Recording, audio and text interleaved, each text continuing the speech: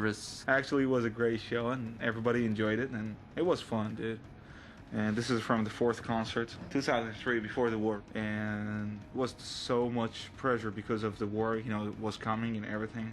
It was a great concert. I mean, a lot of people attended. We made a cover song for Slayer, and everybody just fucking start, you know, headbanging. And they broke the chairs, and they tore up the whole place, dude. This was a big mess. Some of them were drunk and bringing some bottles of whiskeys. And what the fans used to do, you know, go to the bathroom, get a couple shots of a drink, and throw the bottle in the bathroom and come back into the concert. It was so funny, dude. But it was awesome. Very great days. Yeah. 2003 was a youth festival. They invited us to go play there. We played like 3-4 songs, and basically we got kicked out of the stage because of people started doing headbanging and shit like that. They were so happy, dude. It's just the only way they could express their anger, you know, just by shaking their heads and get all crazy. And things have really changed since then.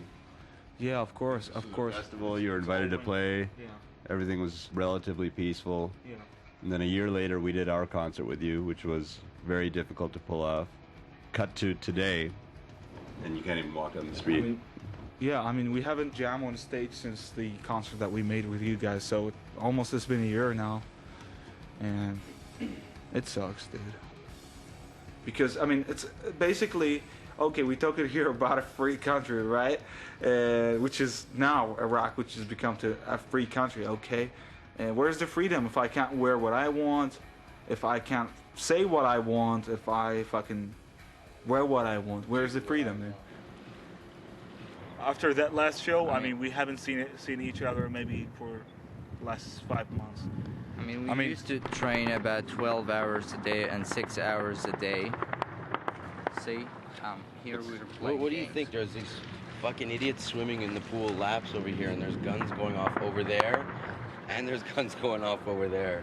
That's alright. That's part of chaos. It's a bunch of chaos. I mean, you can't explain that even 1,000 years. Okay, you guys were talking about practicing. Do you rehearse a lot? You have a practice space, right? First few weeks we started before the first concert. We've been rehearsing there, practicing and rehearsing there for 21 hours a day. Sometimes we even sleep in this fucking place. And you sit there and fucking rehearse and keep playing and playing and playing. You don't get bored. You don't get sick of it. You mentioned that something happened to your practice space. Can you tell us what happened to it? What happened? I was sitting in my house, you know, just like a regular day, and early in the morning, around 9 o'clock, 9:30, 10 o'clock, something like that, you know, we heard all the fucking bombing shit. It was like about 15 to 17 explosion. Everybody's fucking freaked out, you know, trucks is running forward and backward, fire trucks, police, man, all kind of fucking forces, and then, you know, there, I didn't care because I didn't knew that was my store or my fucking garage who got blown up, or the building itself. So I sat home, nobody shows up anything on the news, nothing on the news. And then Faisal called me, he told me, hey, you know what? The building got fucking hit by a rocket. I said, dude, I mean, are you serious? He said, yeah, I mean, you go check it. I mean, so the store was actually the practice space. Yeah. I mean, this practice space we lost. I mean, it was all what we got. I mean, it's not anymore. We can't really afford it.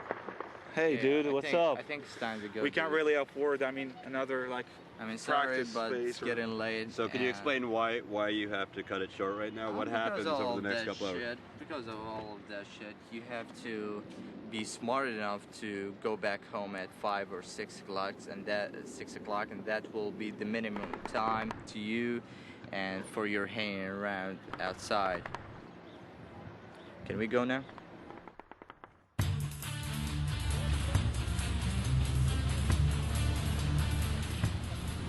So we're going to the practice space right now. This is the place that the band described as where they would go to escape from this life. And it got hit by a Scud missile or something. And they lost everything, their amps, their guitars, their basses. So we're going to call Firas and ask him to meet us there. They're very, very nervous about it. They don't want to get seen with us. It's a little danger here. You cannot walk here. No? It's a little danger, not very, very dangerous. But you can meet him. Choppers. So getting anything done is really hard. We're just trying to get to the practice space, but so far it's not going so well. And just being out here is really tense. The streets are blocked off. I just want to go see a practice space. Is that so much to ask for? Hey, here he is. What's up, man? What the hell, man? Too many people? We didn't know they were going to come Too with many some... people, street is blocked, the building itself is blocked. But anyway, I got it all on video on this. Okay. Here with the CDs. And I'll describe everything to you. Great. Do you want to come with us? Of course, sure. After people see me talking to you, like, I mean, you know, you look shady with your shady car. So why don't you just get in with us? Yeah, that's what There's a guitar shop. Yeah, there is a guitar shop, and it's all closed because they got threatening for selling guitars. No. Yeah, dude, believe it. Okay, this is Karate Street, as you see. This building got bombed on the same day that our buildings got bombed. Oh. Now, see, look to the left side, right here. You see, this is the gate of the building. This is the alleyway. You could shoot it through the alleyway. You could see the damage that happened to the building.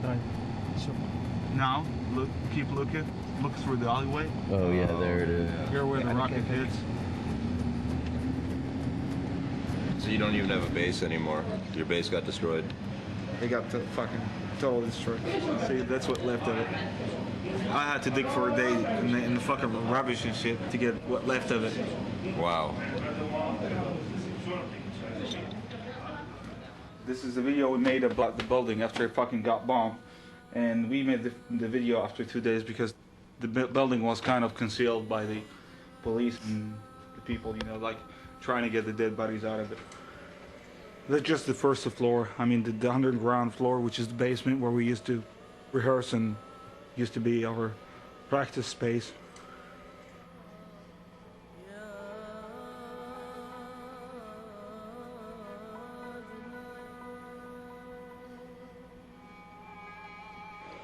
This is where the rocket came from. It's hit the building from the side.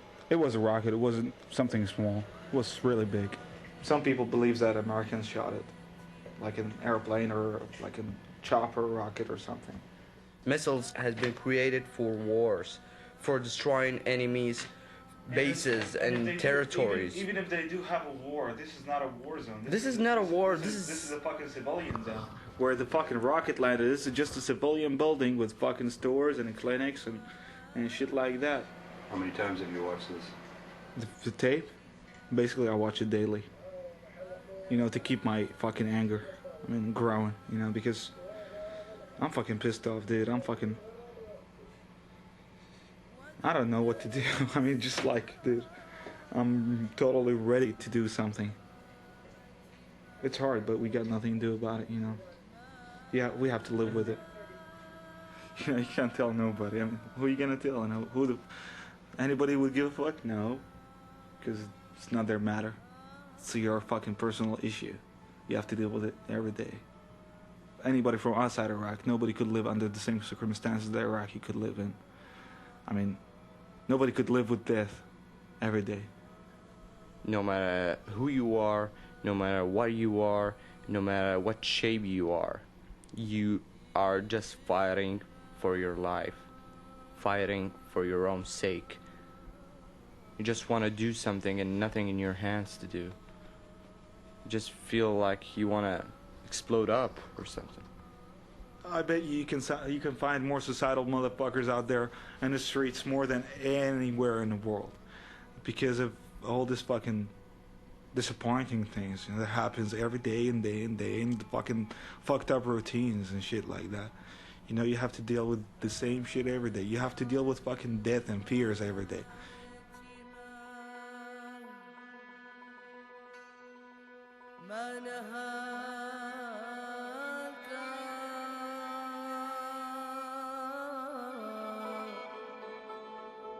You won't be stopped. No, nothing could have stopped us because it's nothing about dreams. It's nothing about this. It's about us. Being there. You know, we alive. Nobody was expecting that in Iraq heavy metal could exist, but we did. We changed the fact that there was nothing here, and we started it. We're not gonna stop.